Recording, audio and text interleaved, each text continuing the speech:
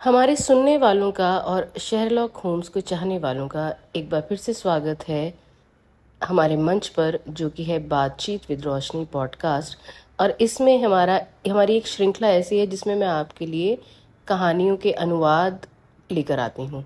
और उस श्रृंखला में आज मैं आपके लिए लेकर आई हूँ दी हाउंड ऑफ द बास्करविल्स का हिंदी रूपांतर। मित्रों, जो शेरलॉक होम्स के चाहने वाले हैं वो ये जानते होंगे कि ये कहानी कितनी रहस्यमयी और कितनी रोमांचकारी है। बहुत से ऐसे लोग हैं जिन्होंने पहली बार शेरलॉक होम्स से साक्षात्कार किया था इसी नॉवल के द्वारा, और मैं भी उनमें से एक ऐसी ही चाहने वाली हूँ। तो चलिए अब शुरू करते हैं बिना किसी देर के ये कहानी, जिसका कि नाम है the hound of the Baskervilles by sir Arthur Conan Doyle. जिन्होंने ये कहानी पढ़ी है उन्हें पता होगा कि ये एक लंबा नॉवल है, तो हमारे श्रोताओं की सुविधा के लिए हमने इसे बांट दिया है 5 कड़ियों में। रोज़ आपके लिए मैं एक कड़ी लेकर आऊँगी जो कि कुछ 40-50 मिनट की होगी, और अगले दिन दोबारा ऐसे ही करके हम 5 दिनों में इस नॉवल को पूरा करेंगे। तो चलिए अब मैं शुरू करती हूँ पहला अध्याय इस नॉवल का, जिसका कि नाम है the hound of the Baskervilles. Shri Sherlock Holmes, जो आमतौर पर सुबह देर से उठते थे, सिवाय उन मौक़ों के जब वे पूरी रात जागते थे, नाश्ते की मेज़ पर बैठे थे। मैं गलीचे पर खड़ा हुआ और वह छड़ी उठाई जो हमारे आगंतुक ने पिछली रात अपने पीछे छोड़ दी थी। ये लकड़ी का एक बढ़िया मोटा टुकड़ा था, बल्ब नुमा सिर वाला। सिर के ठीक नीचे एक चौड़ी चांदी की पट्टी थी जो लगभग 1 इंच चौड़ी थी। जेम्स मॉर्टिमर MRCS CCH के अपने दोस्तों की ओर से इस पर 1884 की तारीख के साथ लिखा गया था।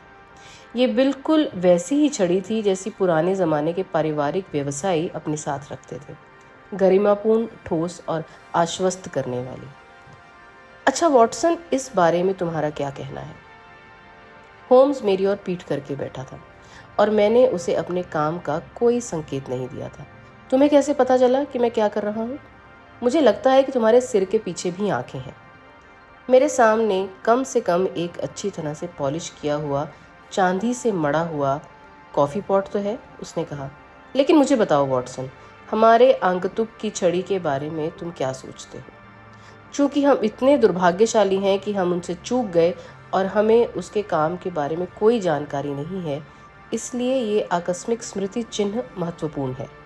मुझे सुनने दो कि तुम उस आदमी की जांच करके उसका पुनर्निर्माण कर पाते हो। मैं सोचता हूँ, मैंने अपने साथी के तरीकों का यथासंभव अनुसरण करते हुए कहा, कि डॉक्टर मॉर्टिमर एक सफल बुजुर्ग चिकित्सक हैं, सुप्रतिष्ठित हैं, क्योंकि जो लोग उन्हें जानते हैं वे उन्हें अपनी सराहना का ये चिन्ह देते हैं। अच्छा, होम्स ने कहा, बहुत बढ़िया। मैं ये भी जानता हूँ कि संभावना इस बात के पक्ष में है कि वे एक देहाती व्यवसायी हैं जो बहुत अधिक पैदल यात्रा करते हैं। ऐसा किस लिए कह रहे हो? क्योंकि ये छड़ी, हालांकि मूल रूप से बहुत सुंदर है, इतनी टूट फूट गई है कि मुश्किल से ही कल्पना कर सकता हूँ कि कोई शहरी साधक इसे लेकर चलता होगा। लोहे की मोटी पट्टी घिस गई है, इसलिए स्पष्ट है कि उसने इसके साथ बहुत चलना फिरना किया है। होम्स ने कहा, बिल्कुल सही। और फिर वहाँ CCH के दोस्त लिखा है। मुझे लगता है ये समथिंग हंट है, स्थानीय शिकार, जिसके सदस्यों को उसने संभवतः कुछ शल्य चिकित्सा सहायता दी है और जिसके बदले में उसे एक छोटा सा प्रेजेंट दिया गया है। वास्तव में वॉटसन, तुम अपने आप में श्रेष्ठ हो, होम्स ने अपनी कुर्सी पीछे धकेलते हुए और सिगरेट जलाते हुए कहा। मुझे कहना ही नहीं होगा कि मेरी छोटी छोटी उपलब्धियों के बारे में तुमने जो भी विवरण दिया है उसमें तुमने आदतन अपनी योग्यताओं को कम करके आंका है। हो सकता है कि तुम स्वयं प्रकाशवान ना हो, लेकिन तुम प्रकाश के संवाहक हो। प्रतिभा के बिना भी कुछ लोगों में इसे उत्तेजित करने की असाधारण शक्ति होती है। मैं स्वीकार करता हूँ मेरे प्रिय साथी कि मैं तुम्हारा बहुत आभारी हूँ। उन्होंने पहले कभी इतना कुछ नहीं कहा था और मुझे ये स्वीकार करना चाहिए कि उनके शब्दों ने मुझे बहुत खुशी दी थी, क्योंकि मैं अक्सर उनकी प्रशंसा के प्रति उनकी उदासीनता और उनके तरीकों को प्रचारित करने के मेरे प्रयासों से चिढ़ जाता था। मुझे सोचकर भी गर्व हुआ कि मैंने उनकी प्रणाली में इतनी महारत हासिल कर ली है कि मैं इसे इस तरह लागू कर सकता हूँ कि उन्हें स्वीकृति मिल सके। अब उन्होंने मेरे हाथों से छड़ी ली और अपनी नंगी आंखों से कुछ मिनटों तक उसकी जांच की। फिर दिलचस्पी दिखाते हुए उन्होंने अपनी सिगरेट नीचे रख दी और छड़ी को खिड़की के पास ले जाकर उत्तल लेंस से फिर से उस पर नजर डाली। दिलचस्प, हालांकि प्राथमिक। उसने सोफे के अपने पसंदीदा कोने में लौटते हुए कहा, छड़ी पर निश्चित रूप से 1 या 2 संकेत हैं। ये हमें कई निष्कर्षों के लिए आधार देते हैं। क्या मुझसे कुछ छूट गया? मैंने कुछ अहंकारी भाव से पूछा। मुझे विश्वास है कोई महत्वपूर्ण बात नहीं है जिसे मैंने अनदेखा किया हो। मुझे डर है मेरे प्यारे वॉटसन कि आपके ज्यादातर निष्कर्ष गलत थे। जब मैंने कहा कि आपने मुझे प्रेरित किया तो मेरा मतलब था, सच कहूं तो आपकी गलतियों को देखते हुए मैं कभी कभी सच्चाई की ओर निर्देशित हो जाता हूं। ऐसा नहीं है कि इस मामले में आप पूरी तरह से गलत हैं। वह आदमी निश्चित रूप से एक देहाती व्यवसायी है जो कि काफी पैदल चलता है। तो मैं सही था, बस इसी हद तक। लेकिन बस इतना ही था। नहीं नहीं मेरे प्यारे वॉटसन, सभी नहीं, किसी भी तरह से सब नहीं। उदाहरण के लिए मैं सुझाव दूंगा कि डॉक्टर के पास प्रेजेंटेशन शिकार से आने की तुलना में अस्पताल से आने की अधिक संभावना है, और जब उस अस्पताल के सामने सीसी शब्द रखा जाता है तो चेरिंग क्रॉस शब्द बहुत स्वाभाविक रूप से खुद सामने आ जाता है। आप शायद सही हो सकते हैं, संभावना इसी दिशा में है, और अगर हम इसे एक कार्यशील परिकल्पना के रूप में लें तो हमारे पास एक नया आधार होगा जिससे हम इस अज्ञात आगंतुक के निर्माण की शुरुआत कर सकते हैं। तो फिर मान लीजिए कि CCH का मतलब चेरिंग क्रॉस हॉस्पिटल है, तो हम और क्या निष्कर्ष निकाल सकते हैं? क्या कोई भी खुद सुझाव नहीं देता? आप मेरे तरीके जानते हैं, उन्हें लागू करें। मैं तो केवल यही निष्कर्ष निकाल सकता हूँ कि उस आदमी ने गांव जाने से पहले शहर में प्रैक्टिस की होगी। मुझे लगता है कि हम इससे थोड़ा आगे जा सकते हैं। इसे इस प्रकाश में देखें, किस अवसर पर इस तरह की प्रस्तुति की संभावना सबसे अधिक होगी? उनके मित्र कब एकजुट होकर उन्हें अपनी सद्भावना की प्रतिज्ञा देंगे? जाहिर है उस समय जब डॉक्टर मॉर्टिमर ने अस्पताल की सेवा से हटकर खुद के लिए प्रैक्टिस शुरू की हो। हम जानते हैं कि एक प्रस्तुति हुई है। हमारा मानना है कि शहर के अस्पताल से देहात के अस्पताल में प्रैक्टिस में बदलाव हुआ है। तो क्या ये कहना हमारे अनुमान को बहुत दूर तक ले जाएगा कि प्रस्तुति बदलाव के अवसर पर थी? ये निश्चित रूप से संभव लगता है। अब आप देखेंगे कि वह अस्पताल के स्टाफ में नहीं हो सकता था, क्योंकि केवल लंदन में प्रैक्टिस करने वाला एक व्यक्ति ही इस तरह के पद पर हो सकता है, और ऐसा व्यक्ति देश में नहीं आता।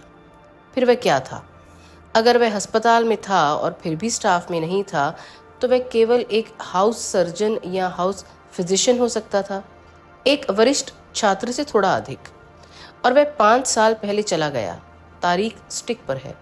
तो आपका गंभीर मध्यम आयु वर्ग का पारिवारिक चिकित्सक हवा में गायब हो जाता है, मेरे प्यारे वॉटसन, और वहाँ एक 30 साल से कम उम्र का युवा साथी उभरता है, मिलनसार, महत्वाकांक्षाहीन, विचलित और एक पसंदीदा कुत्ते का मालिक, जिसे मैं मोटे तौर पर टेरियर से बड़ा और मैस्टिफ से छोटा बताऊंगा।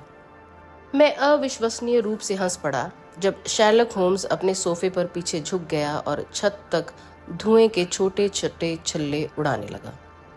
जहां तक बाद वाले भाग का प्रश्न है, मेरे पास आपकी जांच करने का कोई साधन नहीं है, मैंने कहा, लेकिन कम से कम उस व्यक्ति की आयु और पेशेवर करियर के बारे में कुछ जानकारी प्राप्त करना कठिन नहीं है। मैंने अपनी छोटी सी मेडिकल शेल्फ से मेडिकल डायरेक्टरी निकाली और नाम खोला। वहां कई मॉर्टिमर थे, लेकिन सिर्फ एक ही था जो हमारा आगंतुक हो सकता था। मैंने उसका रिकॉर्ड जोर से पढ़ा। Mortimer James, MRCS, 1882, Grimpen, Dartmoor, Devon, house surgeon, 1882 से 1884 तक, चेरिंग क्रॉस हॉस्पिटल में, तुलनात्मक पैथोलॉजी के लिए जैक्सन पुरस्कार की विजेता। क्या बीमारी एक उल्टा है? शीर्षक निबंध के साथ स्वीडिश पैथोलॉजिकल सोसाइटी के संवाददाता सदस्य। Some freaks of atavism, Lancet 1882, do we progress, journal of psychology, March 1883 के लेखक। ग्रिम्पिन, थासले और हाई बैरो के पैरिशों के लिए चिकित्सा अधिकारी। उस स्थानीय शिकार का कोई जिक्र नहीं है वॉटसन, होम्स ने शरारती मुस्कान के साथ कहा।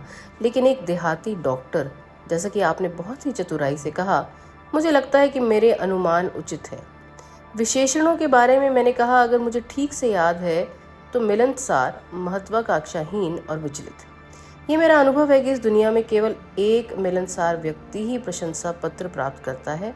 केवल एक महत्वाकांक्षाहीन व्यक्ति ही देश के लिए लंदन के अपने करियर को छोड़ देता है, और केवल एक विचलित व्यक्ति ही आपके कमरे में 1 घंटे तक प्रतीक्षा करने के बाद अपनी छड़ी छोड़ देता है, अपना विजिटिंग कार्ड नहीं। और कुत्ता, इस छड़ी को अपने मालिक के पीछे पीछे ले जाने की आदत है। भारी छड़ी होने के कारण कुत्ते ने इसे बीच से कसकर पकड़ रखा है और उसके दांतों के निशान बहुत स्पष्ट रूप से दिखाई दे रहे हैं। कुत्ते का जबड़ा, जैसा कि इन निशानों के बीच की जगह में दिखाया गया है, मेरी राय में टेरियर के लिए बहुत चौड़ा है और मैस्टिफ के लिए पर्याप्त चौड़ा नहीं है। हो सकता है, बाय गॉड, ये एक घुंघराले बालों वाला स्पेनियल है। ये बोलते हुए कमरे में शेरलॉक होम्स चहलकदमी कर रहा था। अब वह खिड़की के कोने में रुक गया। उसकी आवाज़ में दृढ़ विश्वास की ऐसी झलक थी कि मैंने आश्चर्य से ऊपर देखा। मेरे प्रिय साथी, आप इस बात पर इतना आश्वस्त कैसे हो सकते हैं? बहुत ही सरल कारण से, मैं कुत्ते को हमारे दरवाजे पर खड़ा देखता हूँ और उसके मालिक की अंगूठी भी है। वॉटसन, मैं तुमसे विनती करता हूँ कि हिलना मत। वह तुम्हारा पेशेवर भाई है और तुम्हारी उपस्थिति मेरे लिए सहायक हो सकती है। अब भाग्य का नाटकीय क्षण है वॉटसन। जब तुम सीढ़ी पर एक कदम सुनते हो जो तुम्हारे जीवन में प्रवेश कर रहा है और तुम नहीं जानते कि ये अच्छा है या बुरा। विज्ञान के आदमी डॉक्टर जेम्स मॉर्टिमर अपराध के विशेषज्ञ शेरलॉक होम्स से क्या पूछते हैं? अंदर आ जाइए। हमारे आगंतुक की उपस्थिति मेरे लिए एक आश्चर्य की बात थी, क्योंकि मुझे एक विशिष्ट देहाती व्यवसायी की उम्मीद थी। वह एक बहुत लंबा पतला आदमी था जिसकी चोंच जैसी लंबी नाक थी, जो 2 तीखी भूरी आंखों के बीच से निकली हुई थी, जो एक दूसरे से सटी हुई थी और सोने के फ्रेम वाले चश्मे के पीछे से चमक रही थी। वह एक पेशेवर लेकिन कुछ हद तक मैले कुचैले अंदाज में कपड़े पहने हुए था, क्योंकि उसका फ्रॉक कोट मैला था और उसकी पतलून फटी हुई थी। यद्यपि वह युवा था, लेकिन उसकी लंबी पीठ पहले से ही झुकी हुई थी और वह अपने सिर को आगे की ओर झुकाकर और सामान्य तौर पर परोपकार की मुद्रा में चल रहा था। जैसे ही वह अंदर आया, उसकी नज़र होम्स के हाथ में छड़ी पर पड़ी और वह खुशी से चिल्लाते हुए उसकी ओर दौड़ा। मैं बहुत खुश हूँ, उसने कहा। मुझे समझ नहीं आ रहा था कि मैंने इसे कहाँ छोड़ा है, या शिपिंग ऑफिस में या बेकर स्ट्रीट में। मैं उस छड़ी को दुनिया की किसी भी कीमत पर नहीं खोना चाहता। होम्स ने कहा, मैं समझता हूँ कि ये आपको एक तोहफे के रूप में प्रस्तुत की गई थी। जी श्रीमान। चैरिंग क्रॉस हॉस्पिटल से, मेरी शादी के अवसर पर वहाँ मौजूद 1 या 2 दोस्तों से। ओहो, ये तो बुरा है, होम्स ने अपना सिर हिलाते हुए कहा। डॉक्टर मॉर्टिमर ने हल्के आश्चर्य से अपने चश्मे से पलकें झपकाई। ये बुरा क्यों है? बस इतना ही कि तुमने हमारी छोटी छोटी कटौतियों को बिगाड़ दिया है। अपनी शादी के बारे में कह रहे हो? हाँ सर, मैंने शादी कर ली और इसलिए अस्पताल छोड़ दिया, और इसके साथ ही परामर्श व्यवसाय की सारी उम्मीदें भी। मुझे अपना घर खुद बनाना था। ओहो, हम अभी तक गलत नहीं हैं, होम्स ने कहा। और अब डॉक्टर जेम्स मॉर्टिमर, श्रीमान श्रीमान श्रीमान, एक विनम्र MRCS, और जाहिर है वह एक सटीक दिमाग का आदमी था। विज्ञान में रुचि रखने वाले मिस्टर होम्स, महान अज्ञात महासागर के तट पर सीपियों चुनने वाले, मुझे लगता है कि मिस्टर शेरलॉक होम्स से बात कर रहा हूँ, ना कि नहीं, ये मेरे मित्र डॉक्टर वॉटसन है। आपसे मुझे मिलकर बहुत खुशी हुई सर। मैंने आपके नाम का जिक्र आपके दोस्त के नाम के साथ सुना है। आप मुझे बहुत पसंद हैं मिस्टर होम्स।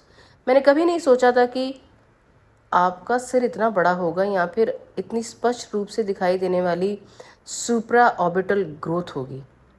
क्या आपको कोई आपत्ति होगी अगर मैं आपकी पार्श्विका विदर पर अपनी उंगली फिराऊं? सर, जब तक आपकी खोपड़ी की मूल प्रति उपलब्ध नहीं हो जाती, तब तक आपकी खोपड़ी की एक प्रति किसी भी मानव विज्ञान संग्रहालय के लिए एक आभूषण होगी। मेरा इरादा बहुत कुछ कहने का नहीं है, लेकिन मैं स्वीकार करता हूं कि मुझे आपकी खोपड़ी की लालसा है। शेरलॉक होम्स ने हमारे अजीबोगरीब आगंतुक को एक कुर्सी पर बिठाया। मैं समझता हूँ कि आप अपने विचारों में उत्साही हैं, जैसा कि मैं भी हूँ, उन्होंने कहा। मैंने आपकी तर्जनी से देखा है कि आप अपनी सिगरेट खुद बनाते हैं। आप एक सिगरेट पीजिए, संकोच न करिए। आदमी ने कागज और तंबाकू निकाला और आश्चर्यजनक निपुणता के साथ एक को दूसरे में घुमाया। उसकी लंबी कांपती हुई उंगलियां किसी कीड़े के एंटेना की तरह चुस्त और बेचैन थी। होम्स चुप था, लेकिन उसकी छोटी छोटी चमकती निगाहों से मुझे पता चल गया कि वह हमारे जिज्ञासु साथी में कितनी दिलचस्पी ले रहा था। मैं मानता हूँ श्रीमान, उसने अंत में कहा, कि आपने मुझे कल रात और फिर आज यहाँ बुलाने का सम्मान केवल मेरे सिर की जांच करने के उद्देश्य से नहीं किया है। नहीं सर, नहीं। हालांकि मुझे ऐसा करने का अवसर पाकर खुशी हुई। मैं आपके पास आया मिस्टर होम्स क्योंकि मैं समझता हूँ कि मैं खुद एक अव्यवहारिक व्यक्ति हूँ और क्योंकि मैं अचानक एक बहुत ही गंभीर और असाधारण समस्या से जूझ रहा हूँ। मैं समझता हूँ कि आप यूरोप में दूसरे सबसे बड़े विशेषज्ञ हैं। वास्तव में सर, क्या मैं पूछ सकता हूँ कि प्रथम होने का सम्मान किसे मिला है? होम्स ने कुछ तीखेपन के साथ पूछा। वैज्ञानिक सोच वाले व्यक्ति को मॉन्जियो बर्टलन का कार्य सदैव आकर्षित करेगा। तो क्या तुम्हें उससे सलाह नहीं लेनी चाहिए थी? मैंने कहा, सर, बिल्कुल वैज्ञानिक दिमाग से, लेकिन एक व्यवहारिक व्यक्ति के रूप में ये स्वीकार किया जाता है कि आप अकेले हैं।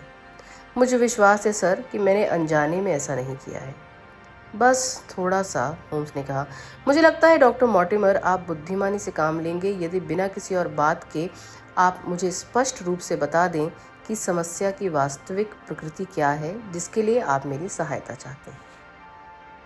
मित्रों, यहाँ खत्म होता है अध्याय 1 और अब हम पहुँच रहे हैं अध्याय 2 पर, जिसका कि नाम है बास्करविल्स का अभिशाप। डॉक्टर जेम्स मॉर्टिमर ने कहा, मेरी जेब में एक पांडुलिपि है। होम्स ने कहा, जब आप कमरे में दाखिल हुए तो मैंने ये देखा। ये एक पुरानी पांडुलिपि है, 18वीं सदी की शुरुआत में, जब तक कि ये जालसाजी ना हो। आप ऐसा कह सकते हैं सर। आपने अपनी बातचीत के दौरान मेरे परीक्षण के लिए इसका 1 या 2 इंच प्रस्तुत किया है। आपने संभवतः इस विषय पर मेरा छोटा सा मोनोग्राफ पढ़ा होगा। मैंने इसे 1730 का बताया है। सटीक तारीख 1742 है। डॉक्टर मॉर्टिमर ने इसे अपनी छाती की जेब से निकाला। ये पारिवारिक पत्र सर चार्ल्स बास्करविले द्वारा मेरी देखभाल के लिए सौंपा गया था, जिनकी अचानक और दुखद मृत्यु ने लगभग 3 महीने पहले डेवनशायर में बहुत हलचल मचा दी थी। मैं कह सकता हूँ कि मैं उनका निजी मित्र होने के साथ साथ उनका चिकित्सक सहायक भी हूँ। वह एक दृढ़ निश्चय व्यक्ति थे सर, चतुर, व्यवहारिक और उतने ही अकल्पनीय जितना मैं स्वयं हूँ। फिर भी उन्होंने इस दस्तावेज को बहुत गंभीरता से लिया और उनका मन ठीक उसी तरह के अंत के लिए तैयार था जो अंततः उन्हें मिला। होम्स ने पांडुलिपि के लिए अपना हाथ बढ़ाया और उसे अपने घुटने पर रख लिया। वॉटसन, आप देखेंगे कि लंबे एस और शॉर्ट का वैकल्पिक उपयोग किया गया है। ये उन कई संकेतों में से एक है जिसकी वजह से मैं तारीख तय कर पाया। मैंने उसके कंधे के ऊपर से पीले कागज और धुंधली हो चुकी लिपि को देखा। शीर्ष पर लिखा था बास्करविले हॉल और नीचे बड़े बड़े अक्षरों में 1742। ऐसा प्रतीत होता है कि किसी प्रकार का बयान है। हाँ, ये बास्करविले परिवार में चलने वाली एक किंवदंती का कथन है, लेकिन मैं समझता हूँ कि ये कुछ अधिक आधुनिक और व्यवहारिक विषय है जिस पर आप मुझसे परामर्श करना चाहते हैं। सबसे आधुनिक, एक अत्यंत व्यवहारिक महत्वपूर्ण मामला जिसका निर्णय 24 घंटे के भीतर किया जाना चाहिए, लेकिन पांडुलिपि छोटी है और इस मामले में घनिष्ठ रूप से जुड़ी हुई है। आपकी अनुमति से मैं इसे आपको पढ़कर सुनाऊंगा। होम्स अपनी कुर्सी पर पीछे झुक गया, अपनी उंगलियों को आपस में जोड़ लिया और अपनी आंखें बंद कर ली, एक तरह से त्याग का भाव लिए हुए। डॉक्टर मॉर्टिमर ने पांडुलिपि को रोशनी में घुमाया और ऊंची कर्कश आवाज में निम्नलिखित जिज्ञासु पुराने जमाने की कहानी पढ़ी। हाउंड ऑफ द बास्करविल्स की उत्पत्ति के बारे में कई कथन हैं। फिर भी चूंकि मैं ह्यूगो बास्करविले से सीधे तौर पर जुड़ा हूँ, चूंकि मुझे ये कहानी मेरे पिता से मिली थी और उन्हें ये कहानी अपने पिता से मिली थी, इसलिए मैंने इसे पूरे विश्वास के साथ लिखा है। ये वैसा ही है जैसा हुआ यहाँ बताया गया है, और मैं चाहता हूँ कि तुम विश्वास करो मेरे बेटों कि वही न्याय जो पाप को दंड देता है उसे बहुत कृपा पूर्वक क्षमा भी कर सकता है, और कोई भी प्रतिबंध इतना भारी नहीं है कि प्रार्थना और पश्चाताप से इसे हटाया जा सके। तो इस कहानी से सीखो कि अतीत के परिणामों से मत डरो, बल्कि भविष्य में सावधान रहो, ताकि वे गंदे जुनून जिनके कारण हमारे परिवार को इतनी पीड़ा हुई है फिर से हमारे विनाश का कारण ना बने। तो जान लीजिए कि महान विद्रोह के समय, जिसका इतिहास विद्वान लॉर्ड क्लैरेंडन द्वारा मैं आपका ध्यान आकर्षित करता हूँ, बास्करविले की ये जागीर उसी नाम के ह्यूगो के पास थी, और ना ही ये कहा जा सकता है कि वह एक बहुत ही जंगली, अपवित्र और नास्तिक व्यक्ति था। सच में उसके पड़ोसी उसे माफ कर सकते थे, क्योंकि उन इलाकों में कभी संत नहीं पनपे, लेकिन उसके अंदर एक तरह का बेहुदा और क्रूर स्वभाव वाला इंसान था, जिसने उसके नाम को पूरे पश्चिम में मशहूर कर दिया था। संयोग से ह्यूगो बास्करविले एस्टेट के पास जमीन रखने वाले किसान की बेटी से प्यार करने लगा। अगर वाकई इतना गहरा जुनून इतने उज्जवल नाम से जाना जा सकता है, लेकिन वह युवती विवेकशील और अच्छी प्रतिष्ठा वाली होने के कारण हमेशा उससे दूर रहती थी, क्योंकि वह उसके बुरे नाम से डरती थी।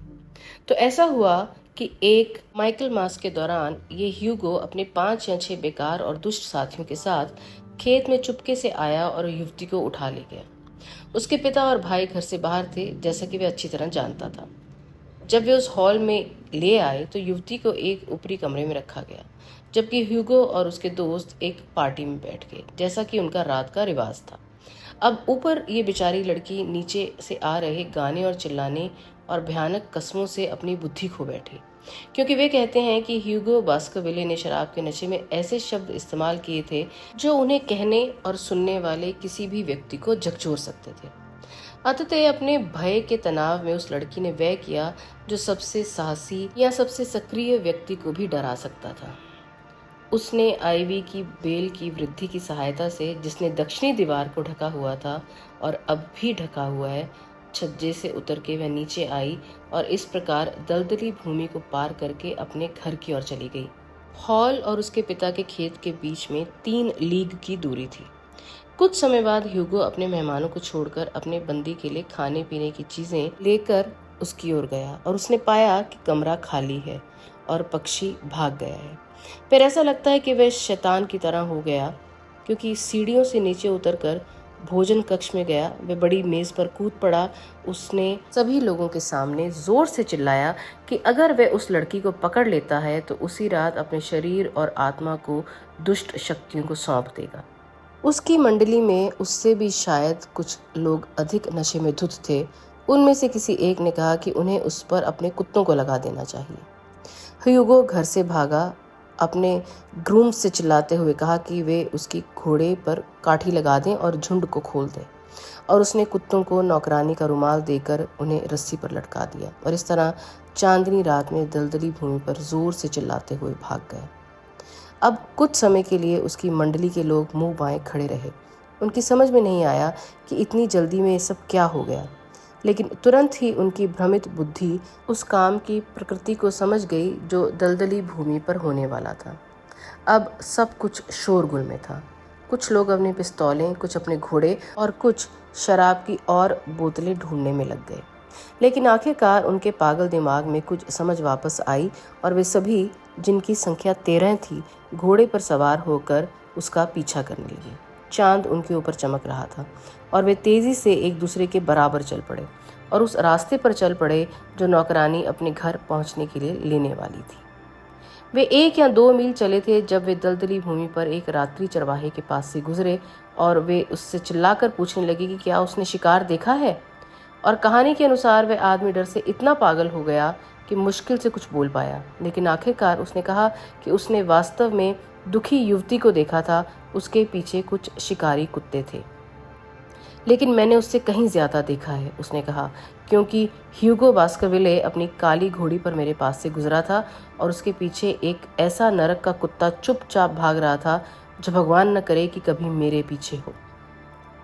इसलिए शराबी सरदारों ने चरवाहे को कोसा और आगे बढ़ गए, लेकिन जल्द ही उनकी त्वचा ठंडी हो गई, क्योंकि दलदली भूमि पर सरपट दौड़ने की आवाज आई और सफेद झाग से लथपथ काली घोड़ी लगाम और खाली काठी के साथ आगे निकल गई। फिर मौज मस्ती करने वालों की टोली एक दूसरे के करीब चली गई, क्योंकि वे बहुत डरे हुए थे, लेकिन फिर भी दलदली भूमि पर उनका पीछा करते रहे। हालांकि अगर वे अकेले होते तो अपने घोड़े का सिर मोड़कर खुश होते। इस तरह धीरे धीरे सवारी करते हुए वे आखिरकार शिकारी कुत्तों के पास पहुंच गए। हालांकि अपनी वीरता और अपनी नस्ल के लिए जाने जाते थे, लेकिन दलदली भूमि पर एक गहरी खाई, जैसा कि हम इसे कहते हैं, कि शीर्ष पर एक समूह में फुसफुसा रहे थे। कुछ चुपचाप चले गए और कुछ चौंककर और घूरती आंखों से अपने सामने संकरी घाटी को देख रहे थे। कंपनी रुक गई थी। आप अनुमान लगा सकते हैं कि जब वे शुरू हुए थे, अब उससे वो शांत थे। उनमें से ज्यादातर किसी भी तरह से आगे नहीं बढ़ना चाहते थे, लेकिन उनमें से 3 सबसे साहसी या सबसे ज्यादा नशे में गोलघर से आगे बढ़े। अब ये चौड़ी जगह में खुल गया, जिसमें 2 बड़े पत्थर खड़े थे जो अभी भी वहां देखे जा सकते हैं, जिन्हें पुराने दिनों में कुछ भूले हुए लोगों ने स्थापित किया था। चांद साफ साफ चमक रहा था और बीच में वे दुखी लड़की पड़ी थी, जहां वह गिर गई थी, डर और थकान से मरी हुई।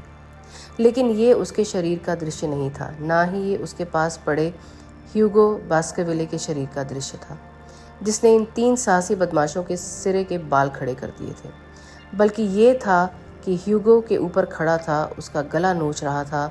वहाँ एक गंदी चीज़ खड़ी थी, वह बड़ा काला जानवर, जिसका आकार एक शिकारी कुत्ते जैसा था, फिर भी किसी शिकारी कुत्ते से बड़ा जिसे कभी किसी ने न देखा हो। और देखते ही देखते उस चीज़ ने ह्यूगो बास्करविले का गला काट दिया, जिस पर उसने अपनी जलती हुई आंखों और टपकते जबड़े घुमाए। तीनों डर से चीख उठे और जान बचाने के लिए चिल्लाते हुए दलदली भूमि पर भाग गए। कहा जाता है कि एक व्यक्ति ने जो कुछ देखा था, उसी रात उसकी मृत्यु हो गई और बाकी 2 लोग अपने बाकी दिनों के लिए टूट चुके थे। मेरे बेटों, ऐसी ही कहानी है उस शिकारी कुत्ते के आने की, जिसके बारे में कहा जाता है कि उसने तब से परिवार को बहुत परेशान किया है। अगर मैंने इसे लिखा है तो इसका कारण ये है कि जो स्पष्ट रूप से जाना जाता है वह उससे कम भयानक होता है, जिसका केवल संकेत दिया जाता है और अनुमान लगाया जाता है। ना ही इस बात से इनकार किया जा सकता है कि परिवार के कई लोग अपनी मृत्यु से दुखी हैं, जो अचानक खूनी और रहस्यमयी थी, फिर भी ईश्वर की असीम अच्छाई में खुद को आश्रय दे सकते हैं, जो पवित्र शास्त्र में धमकी दी गई 3री या 4थी पीढ़ी से परे निर्दोष को कभी दंडित नहीं करेगा। उस ईश्वर की कृपा के लिए मेरे बेटों, मैं आपको बधाई देता हूँ और मैं आपको सावधानी के तौर पर सलाह देता हूँ कि उन अंधेरे घंटों में दलदली भूमि को पार करने से बचें। ये ह्यूगो बास्करविले की ओर से उनके बेटों रॉजर और जॉन के लिए है, इस निर्देश के साथ कि वे अपनी बहन एलिजाबेथ से इस बारे में कुछ न कहें। जब डॉक्टर मॉर्टिमर ने एक अनोखी कहानी पढ़ना समाप्त किया तो उन्होंने अपना चश्मा माथे पर चढ़ा लिया और मिस्टर शेरलॉक होम्स की ओर देखने लगे। होम्स ने जम्हाई लिया और अपनी सिगरेट की नोक आग में फेंक दी। अच्छा, उसने कहा, क्या आपको ये दिलचस्प लगता है? परी कथाओं के संग्रहकर्ता के लिए। डॉक्टर मॉर्टिमर ने अपनी जेब से मुड़ा हुआ एक अखबार निकाला। अब मिस्टर होम्स, हम आपको कुछ और हालिया जानकारी देंगे। ये इस वर्ष 14 जून का डेवन काउंटी क्रॉनिकल है। ये सर चार्ल्स बास्करविले की मृत्यु के समय सामने आए तथ्यों का संक्षिप्त विवरण है, जो इस तिथि से कुछ दिन पहले हुआ था। मेरा मित्र थोड़ा आगे की ओर झुका और उसका चेहरा गंभीर हो गया। हमारे आगंतुक ने अपना चश्मा फिर से ठीक किया और शुरू किया। सर चार्ल्स बास्करविले की हाल ही में अचानक मृत्यु हो गई, जिनका नाम अगले चुनाव में मिड डेवन के संभावित लिबरल उम्मीदवार के रूप में उल्लेख किया गया है, जिससे काउंटी में उदासी छा गई है। हालांकि सर चार्ल्स तुलनात्मक रूप से थोड़े समय के लिए बास्करविले हाल में रहे थे, लेकिन उनके चरित्र की मिलनसारिता और अत्यधिक उदारता ने उन सभी का स्नेह और सम्मान जीता था जो उनके संपर्क में आए थे। इन दिनों में जब धन संपदा की नई किरणें उठ रही हैं, तो ये देखना सुखद है कि एक पुराने काउंटी परिवार का वंशज जो बुरे दिनों में फंस गया है, अपना भाग्य खुद बना सकता है और अपने वंश की खोई हुई शान को वापस ला सकता है। सर चार्ल्स, जैसा कि सर्वविदित है, ने दक्षिणी अफ्रीकी सट्टेबाजी में बड़ी रकम बनाई। उन लोगों की तुलना में अधिक बुद्धिमान जो तब तक चलते रहते हैं जब तक कि उनका पहिया उनके खिलाफ न हो जाए, उन्होंने अपने लाभों को महसूस किया और उनके साथ इंग्लैंड लौट आए। बास्kerville हॉल में अपना निवास बनाए हुए उन्हें केवल 2 साल हुए हैं और ये आम बात है कि पुनर्निर्माण और सुधार की वे योजनाएं कितनी बड़ी थीं जो उनकी मृत्यु से बाधित हुई हैं। खुद निसंतान होने के कारण उन्होंने खुले तौर पर इच्छा व्यक्त की थी कि उनके जीवन काल में ही पूरा ग्रामीण क्षेत्र उनके सौभाग्य से लाभान्वित हो, और कई लोगों के पास उनके असामयिक निधन पर शोक व्यक्त करने के लिए व्यक्तिगत कारण होंगे। स्थानीय और काउंटी चैरिटी को उनके उदार दान का इन स्तंभों पर अक्सर वर्णन किया गया है। सर चार्ल्स की मौत से जुड़ी परिस्थितियों को जांच से पूरी तरह से स्पष्ट नहीं किया जा सकता है, लेकिन कम से कम उन अफवाहों को दूर करने के लिए पर्याप्त किया गया है जो स्थानीय अंधविश्वास को जन्म देती हैं। किसी भी तरह की गड़बड़ी पर संदेह करने या कल्पना करने का कोई कारण नहीं है कि मौत किसी और प्राकृतिक कारण से हुई है। सर चार्ल्स एक विधुर थे और एक ऐसे व्यक्ति थे जिनके बारे में कहा जा सकता है कि वे कुछ मायनों में विलक्षण मानसिकता के थे। अपनी काफी संपत्ति के बावजूद वे अपने व्यक्तिगत स्वाद में सरल थे और बास्kerville हॉल में उनके घर में नौकरों में बैरीमोर नाम का एक विवाहित जोड़ा शामिल था, जिसमें पति बटलर और पत्नी हाउसकीपर के रूप में काम करती थी।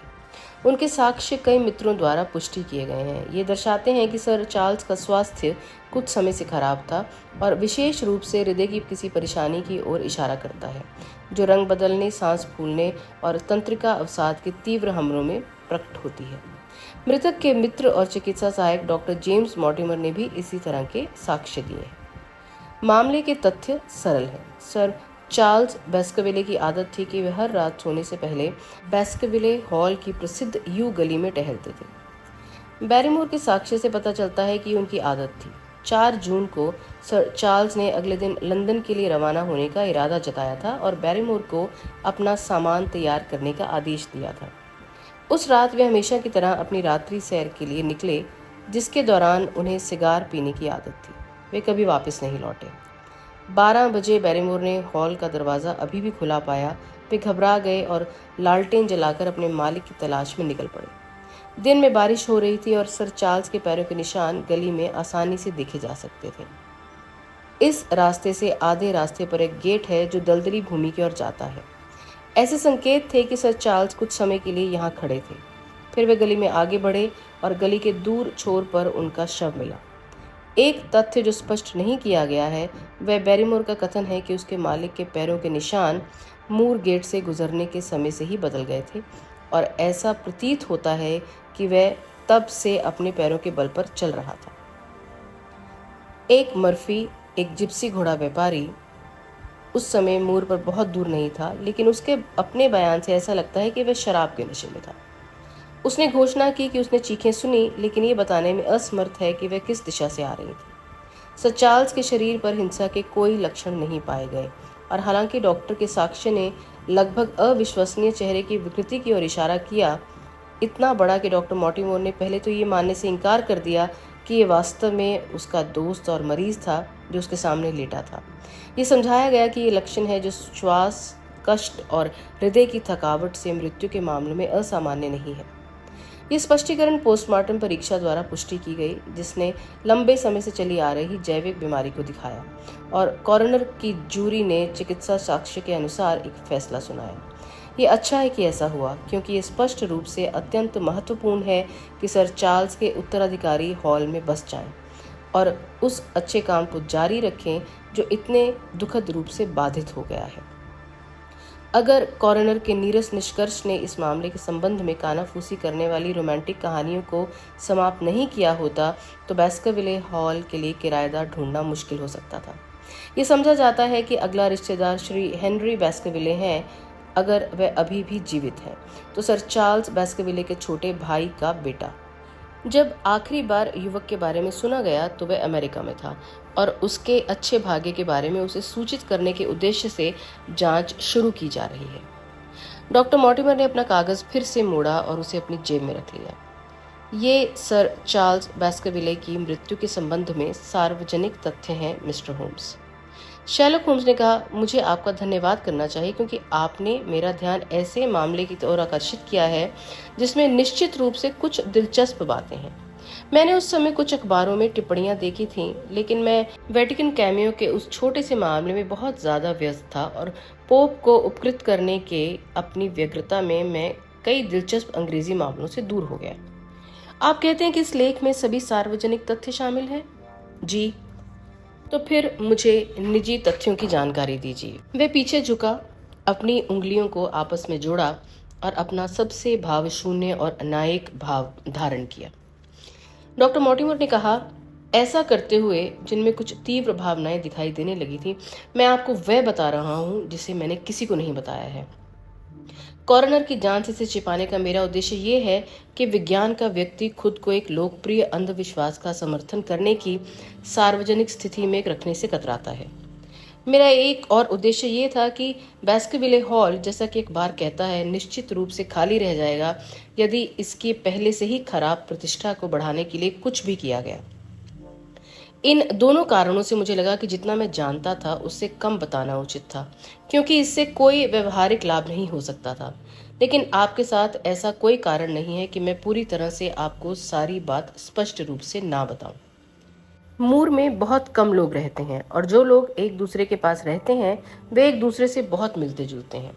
इस कारण से मैंने सर चार्ल्स बास्करविले को बहुत देखा। लेफ्टर हॉल के मिस्टर फ्रैंकलैंड और प्रकृतिवादी मिस्टर स्टेपल्टन को छोड़कर कई मीलों के दायरे में कोई भी शिक्षित और व्यक्ति नहीं रहता है। सर चार्ल्स एक सेवानिवृत्त व्यक्ति थे, लेकिन उनकी बीमारी के कारण हम एक साथ आ गए और विज्ञान में रुचि रखने वाले लोगों ने हमें एक साथ रखा।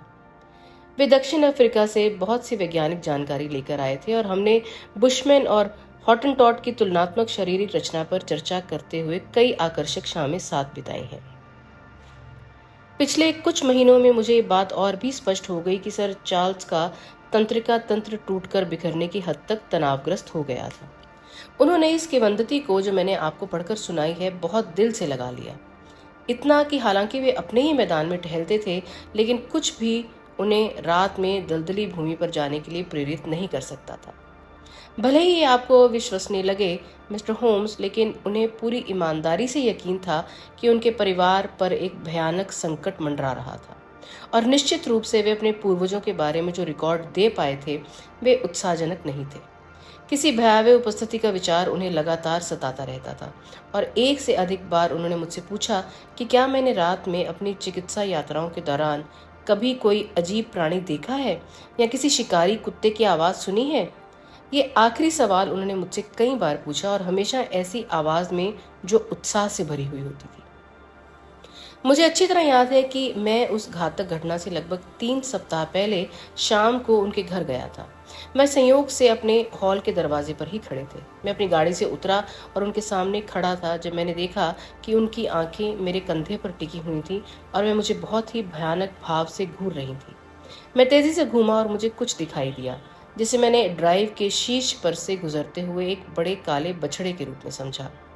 वे इतना उत्तेजित और भयभीत थे कि मैं उस स्थान पर जाने के लिए बाध्य हुआ जहां जानवर था और उसे खोजने के लिए इधर उधर देखने लगा। हालांकि वह चला गया था और इस घटना ने उनके दिमाग पर बहुत बुरा प्रभाव डाला।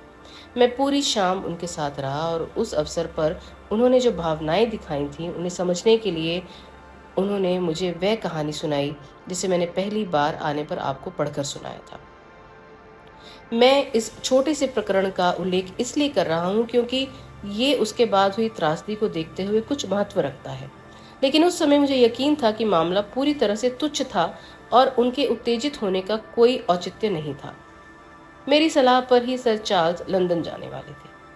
मैं जानता था कि उनका दिल बहुत दुखी है और इस चिंता में वे लगातार लगे रहते हैं, चाहे इसका कारण कितना भी काल्पनिक क्यों ना हो। जाहिर तौर पर उनके स्वास्थ्य पर इसका गंभीर असर पड़ रहा था। मुझे लगा कि वे शहर की व्यस्तताओं के बीच कुछ महीने बिताने के बाद एक नए व्यक्ति के रूप में वापस लौटेंगे। मिस्टर स्टेपल्टन, जो उनके स्वास्थ्य की स्थिति को लेकर बहुत चिंतित थे, उनकी भी यही राय थी। आखिरी क्षण में ये भयानक आपदा आ गई। सर चार्ल्स की मौत की रात बटलर बैरीमोर ने जिसने ये खोज की थी, अस्तबल के कार्यकर्ता पाकिंस को घोड़े पर मेरे पास भेजा, और चूंकि मैं देर से बैठा था इसलिए मैं घटना के 1 घंटे के भीतर ही बैस्करविले हॉल पहुंच गया। मैंने जांच में बताए गए सभी तथ्यों की जांच की और पुष्टि की। मैं यू गली के नीचे पद चिन्हों का अनुसरण करता रहा। मैंने मूर गेट पर वह स्थान देखा जहां वे प्रतीक्षा कर रहे थे। मैंने उस बिंदु के बाद पद चिन्हों के आकार में परिवर्तन देखा। मैंने देखा कि नरम बजरी पर बैरीमोर के अलावा कोई अन्य पद चिन्ह नहीं थे, और अंत में मैंने सावधानी पूर्वक शरीर की जांच की, जिसे मेरे पहुंचने तक छुआ नहीं गया था।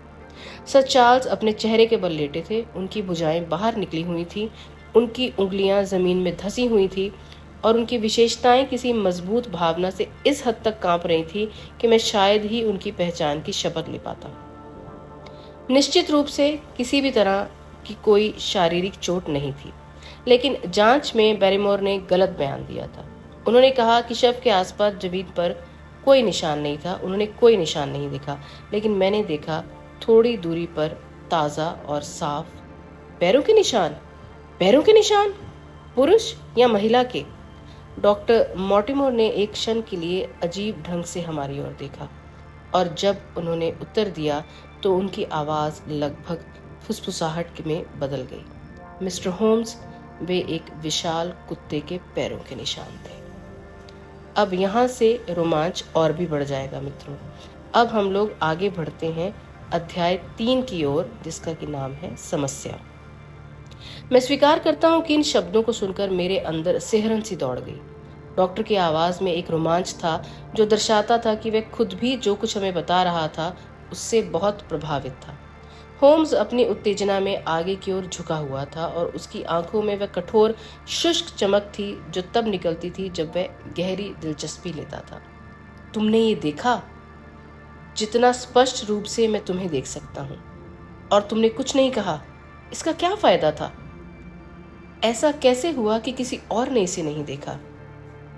ये निशान शरीर से करीब 20 गज की दूरी पर थे, और किसी ने उन पर ध्यान नहीं दिया। मुझे नहीं लगता कि अगर मुझे किंवदंती नहीं पता होती तो मुझे ऐसा करना चाहिए था। जंगल में बहुत सारे भेड़ कुत्ते हैं, इसमें कोई संदेह नहीं है, लेकिन ये कोई भेड़ कुत्ता नहीं था।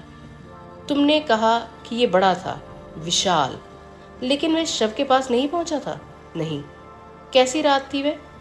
नम और कच्ची, लेकिन वास्तव में बारिश नहीं हो रही थी। नहीं। ये गली कैसी है? पुराने यू हेज की 2 पंक्तियां हैं जो 12 फीट ऊंची और अभेद्य हैं। बीच में चलने का रास्ता लगभग 8 फीट चौड़ा है। क्या हेजेस और वॉक के बीच कुछ है? हाँ, दोनों ओर लगभग 6 फुट चौड़ी घास की पट्टी है। मैं समझता हूँ कि ये यू हेज के एक बिंदु पर एक गेट लगा हुआ है। हाँ, वह विकेट गेट जो दलदली भूमि की ओर जाता है। क्या कोई और रास्ता है? कोई नहीं। तो क्या यू गली तक पहुंचने के लिए या तो घर से नीचे उतरना होगा या फिर मूर गेट से प्रवेश करना होगा। दूर छोर पर एक ग्रीष्मकालीन घर के माध्यम से एक निकास है। क्या सर चार्ल्स वहां तक पहुंच गए थे? नहीं, वे उससे लगभग 50 गज की दूरी पर थे। अब मुझे बताइए डॉक्टर मॉर्टिमर, और ये महत्वपूर्ण है, जो निशान आपने देखे थे वे रास्ते पर थे, घास पर नहीं। घास पर कोई निशान नहीं दिख रहा था। क्या वे मार्ग की उसी ओर थे जहां मूर गेट था? हाँ, वे रास्ते के किनारे उसी तरफ थे जहां दलदली द्वार था। तुमने मेरी बहुत रुचि बढ़ा दी है। एक और बात, क्या विकेट गेट बंद था? बंद और ताला लगा हुआ। ये गेट कितना ऊंचा था? लगभग 4 फुट ऊंचा। तो फिर कोई भी उससे पार कर सकता है। हाँ, और विकेट गेट के पास तुमने क्या निशान देखे? कोई विशेष नहीं। हे भगवान, क्या किसी ने जांच नहीं की? हाँ, मैंने स्वयं जांच की, और तुम्हें कुछ नहीं मिला। ये सब बहुत उलझन भरा था। सर चार्ल्स जाहिर तौर पर 5 या 10 मिनट तक वहां खड़े रहे थे। आप ये कैसे जानते हैं? क्योंकि उनके सिगार की राख 2 बार गिर चुकी थी। बहुत बढ़िया। ये हमारा सहकर्मी है वॉटसन, हमारे दिल के मुताबिक। लेकिन अंक? उसने उस छोटे से बजरी के टुकड़े पर अपने निशान छोड़े थे। मैं कोई और निशान नहीं देख पाया। शैलक होम्स ने अधीर भाव से अपना हाथ अपने घुटने पर मारा। काश मैं वहां होता, मैं चिल्लाया। ये स्पष्ट रूप से असाधारण रुचि का मामला है और ऐसा मामला है जिसने वैज्ञानिक विशेषज्ञ के लिए अपार अवसर प्रस्तुत किए हैं। वह बजरी वाला पृष्ठ जिस पर मैं इतना कुछ पढ़ सकता था, बहुत पहले ही बारिश में धुंधला हो चुका होगा और जिज्ञासु किसानों के जूतों से खराब हो चुका होगा। ओ डॉक्टर मॉर्टिमर, ये सोचना कि आपको मुझे अंदर नहीं बुलाना चाहिए था। आपको वास्तव में बहुत कुछ जवाब देना है। मैं आपको इन तथ्यों को दुनिया के सामने प्रकट किए बिना नहीं बुला सकता था श्री होम्स, और मैंने ऐसा न करने के अपने कारण आपको बता दिए हैं। इसके अलावा तुम क्यों हिचकिचा रहे हो? एक ऐसा क्षेत्र है जिसमें सबसे कुशाग्र और सबसे अनुभवी जासूस भी असहाय है। तुम्हारा मतलब है कि वह चीज अलौकिक है? मैंने ऐसा सकारात्मक रूप से नहीं कहा। नहीं, लेकिन आप तो ऐसा सोचते ही होंगे। मिस्टर होम्स, इस त्रासदी के बाद मेरे कानों में कई ऐसी घटनाएं आई हैं जिनका प्रकृति की स्थापित व्यवस्था में मिलान करना कठिन है। उदाहरण के लिए, मुझे लगता है कि भयानक घटना घटने से पहले कई लोगों ने दलदली भूमि पर एक प्राणी देखा था जो इस बैस्करविले राक्षस से मेल खाता है और जो संभवतः विज्ञान द्वारा ज्ञात कोई भी जानवर नहीं हो सकता है। वे सभी इस बात पर सहमत थे कि एक विशाल प्राणी था जो चमकीला, भयानक और भूतिया था। मैंने इन लोगों से जिरह की है। उनमें से एक हठी देहाती, एक फॉरियर और एक दलदली भूमि का किसान था, जो सभी इस भयानक प्रेत की एक ही कहानी बताते हैं जो कि किवंदती के नर्क के कुत्ते से बिल्कुल मेल खाता है। मैं आपको विश्वास दिलाता हूँ कि जिले में आतंक का राज है और ये एक साहसी व्यक्ति है जो रात में दलदली भूमि को पार करेगा। और आप, विज्ञान के प्रशिक्षित व्यक्ति, इसे अलौकिक मानते हैं। मैं नहीं जानता कि किस बात पर विश्वास करूं। होम्स ने अपने कंधे उचका दिए। मैंने आप तक अपनी जांच को इसी दुनिया तक सीमित रखा है, उसने कहा। मैंने एक मामूली तरीके से बुराई का मुकाबला किया है, लेकिन खुद बुराई के पिता से मुकाबला करना शायद बहुत महत्वाकांक्षी काम होगा।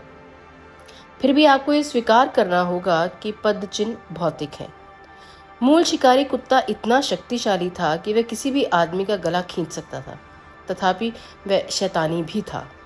मैं देख रहा हूँ आप पूरी तरह से अलौकिकवादियों के पास चले गए हैं, लेकिन अब डॉक्टर मॉर्टिमर, मुझे ये बताइए, यदि आप इन विचारों में विश्वास करते हैं तो आप मुझसे सलाह लेने क्यों आए हैं?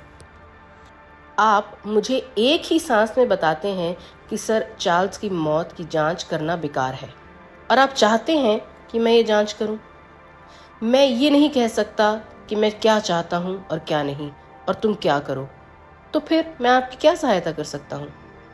मुझे ये सलाह देकर कि मुझे सर हेनरी बैस्करविले के साथ क्या करना चाहिए, जो वाटरलू स्टेशन पर पहुंचेंगे। डॉक्टर मॉर्टिमर ने अपनी घड़ी देखी। ठीक 1 घंटे और 1/4 में। वे उत्तराधिकारी हैं? हाँ। सर चार्ल्स की मृत्यु पर हमने इस युवा सज्जन के बारे में पूछताछ की और पाया कि वह कनाडा में खेती कर रहा था। हमारे पास जो खाते आए हैं उनके अनुसार वह हर तरह से एक बेहतरीन व्यक्ति है। मैं अब एक चिकित्सक के रूप में नहीं, बल्कि सर चार्ल्स की वसीयत के एक ट्रस्टी और निष्पादक के रूप में बोल रहा हूँ। मुझे लगता है कि कोई अन्य दावेदार नहीं है। कोई नहीं। एकमात्र अन्य रिश्तेदार जिसे हम खोज पाए हैं वह है रॉजर बैस्करविले, जो 3 भाइयों में सबसे छोटा था, जिसमें से बेचारे सर चार्ल्स बड़े थे। दूसरा भाई, जो युवावस्था में ही मर गया, इस बालक हेनरी का पिता है। तीसरा रॉजर परिवार का काला भीड़ था। वह पुराने दबंग बैस्करविले वंश से था और वे मुझे बताते हैं कि वह पुराने ह्यूगो के परिवार की छवि की बिल्कुल प्रतिरूप था। उसने इंग्लैंड को इतना गर्म कर दिया कि वह उसे रोक नहीं सका। मध्य अमेरिका भाग गया और वहां 1876 में पीत ज्वर से मर गया। हेनरी बैस्करविले का अंतिम व्यक्ति है। 1 घंटे और 5 मिनट में मैं उसे वाटरलू स्टेशन पर मिलूंगा। मुझे तार मिला है कि वह आज सुबह साउथहैम्पटन पहुंच गया है। अब मिस्टर होम्स, आप मुझे उसके साथ क्या करने की सलाह देंगे? वह अपने पिता के घर क्यों नहीं गया? ये स्वाभाविक लगता है ना? और फिर भी इस बात पर विचार करें कि वहां जाने वाले हर बैस्करविले का बुरा हश्र होता है। मुझे यकीन है अगर सर चार्ल्स अपनी मृत्यु से पहले मुझसे बात कर पाते तो वे मुझे इस पुरानी जाति के अंतिम व्यक्ति और अपार धन के उत्तराधिकारी को उस घातक स्थान पर लाने के खिलाफ चेतावनी देते। और फिर भी इस बात से इनकार नहीं किया जा सकता कि पूरे गरीब उदास प्रदेश की समृद्धि उनकी उपस्थिति पर निर्भर करती है। सर चार्ल्स द्वारा किए गए सभी अच्छे काम धाराशायी हो जाएंगे अगर हॉल का कोई किराएदार ना हो। मुझे डर है कि कहीं मैं इस मामले में अपनी स्पष्ट रुचि से बहुत ज्यादा प्रभावित ना हो जाऊं, और इसलिए मैं आपके सामने ये मामला लेकर आया हूं और आपसे सलाह मांग रहा हूं। होम्स ने कुछ देर तक सोचा। साफ शब्दों में कहें तो मामला ये है, उसने कहा, तुम्हारी राय में कोई शैतानी ताकत है जो डॉटमूर को बास्करविले के लिए असुरक्षित निवास बनाती है। यही तुम्हारी राय है? कम से कम मैं इतना तो कह सकता हूं कि इस बात के कुछ सबूत हैं कि ऐसा हो सकता है। बिल्कुल, लेकिन निश्चित रूप से अगर आपका अलौकिक सिद्धांत सही है तो ये लंदन में भी युवक को उतनी ही आसानी से दुष्ट बना सकता है जितनी आसानी से डेवनशायर में। पैरिश वेस्ट्री जैसी स्थानीय शक्तियों वाला शैतान बहुत ही अकल्पनीय चीज होगी। आपने मामले को और भी लापरवाही से रखा मिस्टर होम्स। अगर आप इन चीजों के व्यक्तिगत संपर्क में आते तो शायद ऐसा नहीं करते। तो जैसा कि मैं समझता हूँ, आपकी सलाह ये है कि युवक डेवनशायर में भी उतना ही सुरक्षित रहेगा जितना लंदन में। वह 50 मिनट में आ जाएगा। आप क्या सलाह देंगे? मैं सुझाव देता हूँ सर कि आप टैक्सी लें, अपने स्पेनियल को बुलाएं जो मेरे सामने के दरवाजे पर खरोंच रहा है, और सर हेनरी बास्करविले से मिलने के लिए वाटरलू जाएं। और तब तक तुम उससे कुछ भी नहीं कहोगे जब तक मैं इस मामले में अपना मन नहीं बना लेता। आपको अपना मन बनाने में कितना समय लगेगा? 24 घंटे। कल 10 बजे डॉक्टर मॉर्टिमर, मैं आपका बहुत आभारी रहूंगा यदि आप मुझे यहाँ बुलाएंगे, और यदि आप सर हेनरी बास्करविले को अपने साथ लाएंगे तो ये मेरी भविष्य की योजनाओं में मेरी मदद करेगा। मैं ऐसा ही करूंगा मिस्टर होम्स। उसने अपनी शर्ट के कफ पर नियुक्ति का पत्र लिखा और अपनी अजीब ताक झांक करने वाले विचलित अंदाज में जल्दी से चला गया। होम्स ने उसे सीढ़ियों के शीर्ष पर रोक दिया। बस एक और सवाल डॉक्टर मॉर्टिमर। आप कहते हैं कि सर चार्ल्स बास्करविले की मृत्यु से पहले कई लोगों ने दलदली भूमि पर इस प्रेत को देखा था। 3 लोगों ने? क्या किसी ने इसे बाद में देखा? मैंने तो किसी के बारे में नहीं सुना है। धन्यवाद। होम्स आंतरिक संतुष्टि की उस शांत मुद्रा के साथ अपनी सीट पर लौट आए, जिसका अर्थ था कि उनके सामने एक अनुकूल कार्य था। बाहर जा रहे हो वॉटसन? जब तक मैं आपकी मदद नहीं कर सकता? नहीं मेरे प्यारे साथी, मैं कार्यवाही के समय ही आपकी सहायता के लिए आपके पास आता हूँ, लेकिन ये शानदार है, कुछ दृष्टिकोणों से वास्तव में अद्वितीय है। जब आप ब्रैडली के पास से गुजरेंगे तो क्या आप उससे सबसे मजबूत शग तंबाकू का 1 पाउंड भेजने के लिए कहेंगे? धन्यवाद। ये अच्छा होगा यदि आप शाम से पहले वापस ना आने की सुविधा प्रदान कर सकें। फिर मुझे इस सबसे दिलचस्प समस्या के बारे में विचारों की तुलना करने में बहुत खुशी होगी जो आज सुबह हमारे सामने प्रस्तुत की गई है। मैं जानता था कि मेरे मित्र के लिए गहन मानसिक एकाग्रता के उन घंटों में एकांत बहुत आवश्यक था, जिसके दौरान वह सबूतों के हर कण को तौलता था, वैकल्पिक सिद्धांतों का निर्माण करता था, एक दूसरे के साथ संतुलन बनाता था और ये तय करता था कि कौन से बिंदु आवश्यक हैं और कौन से अप्रासंगिक। इसलिए मैंने दिन अपने क्लब में बिताया और शाम तक बेकर स्ट्रीट नहीं लौटा। लगभग 9 बजे थे जब मैंने खुद को एक बार फिर बैठक कक्ष में पाया। दरवाज़ा खोलते ही मेरा पहला आभास ये हुआ कि आग लग गई है, क्योंकि कमरा धुएं से इतना भरा हुआ था कि मेज पर रखे लैंप की रोशनी धुंधली हो गई थी। हालांकि जैसे ही मैं अंदर आया मेरा डर दूर हो गया, क्योंकि ये मजबूत मोटे तंबाकू का तीखा धुआं था जिसने मुझे गले से पकड़ लिया और मैं खांसने लगा। धुंध के बीच मुझे होम्स का एक अस्पष्ट दृश्य दिखाई दिया, जो अपने ड्रेसिंग गाउन में एक आराम कुर्सी पर कुंडलित होकर बैठा था और उसके होठों के बीच उसकी काली पाइप थी। उसने चारों ओर कागज के कई रोल रख रखे थे। क्या तुम्हें सर्दी लग गई है वॉटसन? उसने कहा। नहीं, ये जहरीला वातावरण। अब जब आपने इसका जिक्र किया है तो मुझे लगता है कि ये काफी गहरा है। गहरा? ये असहनीय है। खिड़की खोलो, मुझे लगता है तुम सारा दिन अपने क्लब में रहे हो। मेरे प्यारे होम्स, क्या मैं सही हूँ? जरूर, लेकिन कैसे? वह मेरी हैरानी भरी अभिव्यक्ति को देखकर हंसा। तुम्हारे अंदर एक सुखद ताजगी है वॉटसन, जिसके कारण मुझे तुम्हारी कीमत पर अपनी छोटी छोटी शक्तियों का प्रयोग करने में खुशी मिलती है। एक सज्जन व्यक्ति बारिश और कीचड़ भरे दिन में बाहर निकलता है, वह शाम को बेदाग लौटता है। उसकी टोपी और जूते अभी भी चमक रहे हैं, इसलिए वह पूरे दिन एक स्थायी व्यक्ति रहा है। वह घनिष्ठ मित्रों वाला व्यक्ति नहीं है, तो फिर वह कहाँ हो सकता है? क्या ये स्पष्ट नहीं है? खैर, ये तो स्पष्ट है। दुनिया में ऐसी बहुत सी चीजें हैं जो स्पष्ट हैं और जिन पर किसी का ध्यान नहीं जाता। तुम्हें क्या लगता है मैं कहाँ रहा हूँ? एक फर्नीचर की तरह यहीं? इसके विपरीत मैं डेवनशायर गया था, आत्मा में। बिल्कुल। मेरा शरीर इस आराम कुर्सी पर पड़ा रहा और मुझे ये देखकर दुख हुआ कि मेरी अनुपस्थिति में इसने 2 बड़े बर्तन कॉफ़ी और बहुत अधिक मात्रा में तंबाकू पी लिया। आपके जाने के बाद मैंने स्टैनफोर्ड से इस दलदली क्षेत्र के आयुध मानचित्र के लिए अनुरोध किया और मेरी आत्मा पूरे दिन उस पर मंडराती रही। मैं खुद को खुशकिस्मत मानता हूँ कि मैं अपना रास्ता खोज पाया। मुझे लगता है कि एक बड़े पैमाने का नक्शा होगा। बहुत बड़ा है।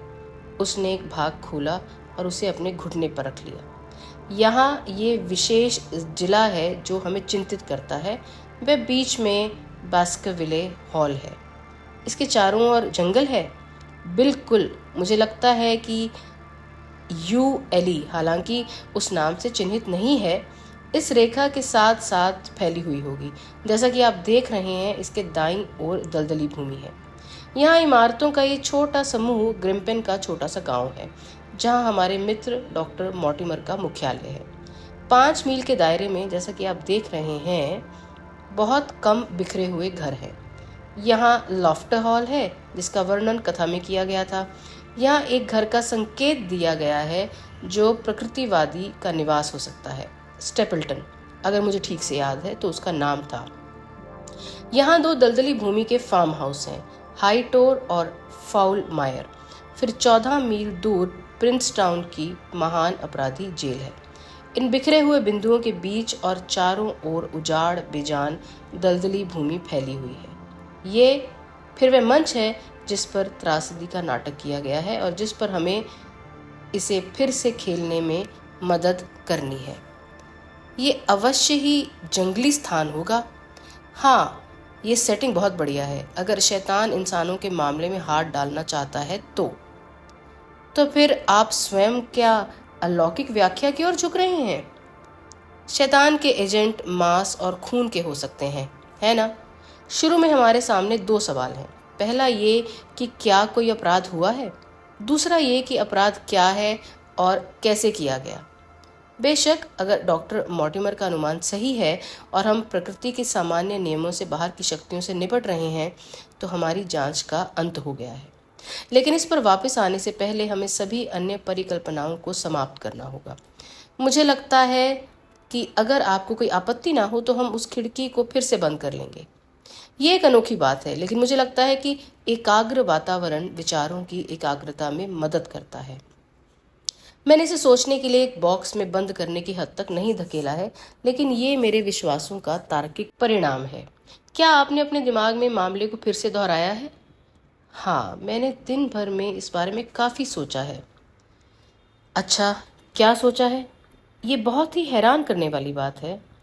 इसका अपना एक अलग चरित्र है। इसमें कुछ खास बातें हैं।